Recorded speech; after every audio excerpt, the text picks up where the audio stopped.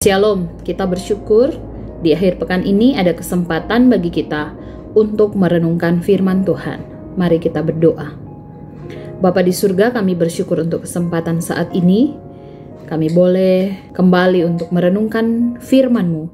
Berkati waktu perenungan firman pada malam hari ini. Kami mengucap syukur dalam nama Tuhan Yesus. Amin. Firman Tuhan pada malam hari ini terambil dalam Lukas pasalnya yang ke-19. Ayat 1 hingga ayatnya yang ke-10, dan saya akan membacakan ayatnya yang ke-8 yang menjadi bagian perenungan kita. Tuhan, setengah dari milikku akan kuberikan kepada orang miskin, dan sekiranya ada sesuatu yang kuperas dari seseorang, akan kukembalikan 4 kali lipat. Dalam bacaan firman Tuhan ini, diceritakan tentang satu tokoh, yaitu Sakeus.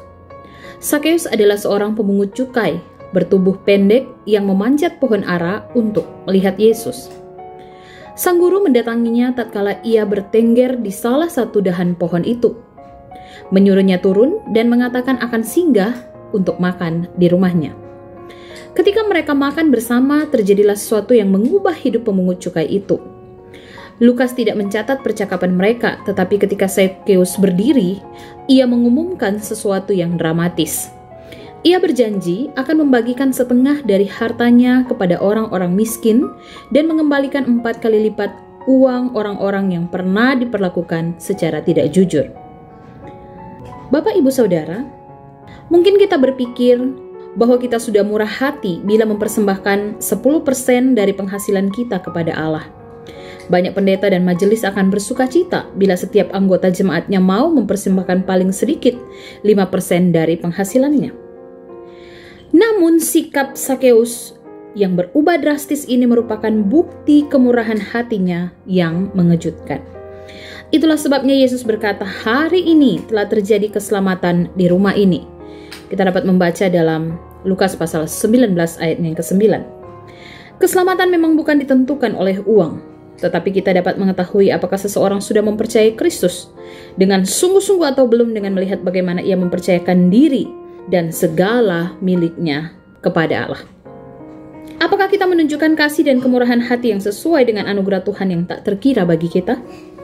Ketika kita memikirkan pemberian untuk orang lain, pikirkanlah tentang semua pemberian Allah untuk kita. Biarlah kebenaran firman Tuhan ini boleh terus meneguhkan kita dalam segala pemberian baik yang kita lakukan saat kita menerima Dia sebagai Tuhan dan Juru Selamat. Mari kita berdoa. Bapa di surga, terima kasih kami merenungkan firman pada malam hari ini, bagaimana kami bermurah hati, memberi berdasarkan kasih Kristus yang telah kami terima. Kami tahu bahwa semua harta benda apa yang kami miliki adalah titipan dari Tuhan. Tuhan berkati kami supaya kami dapat mengelola itu dan pakai kami untuk menjadi alat di tangan Tuhan, bekerja, memberi, bagi pekerjaan Tuhan.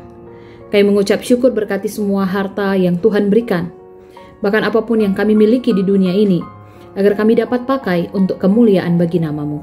Kami mengucap syukur untuk firman Tuhan, di dalam nama Yesus kami berdoa. Haleluya, haleluya. Amin. Demikianlah renungan akhir pekan kita. Tuhan memberkati Bapak, Ibu, Saudara dalam mempersiapkan diri untuk beribadah besok hari. Shalom.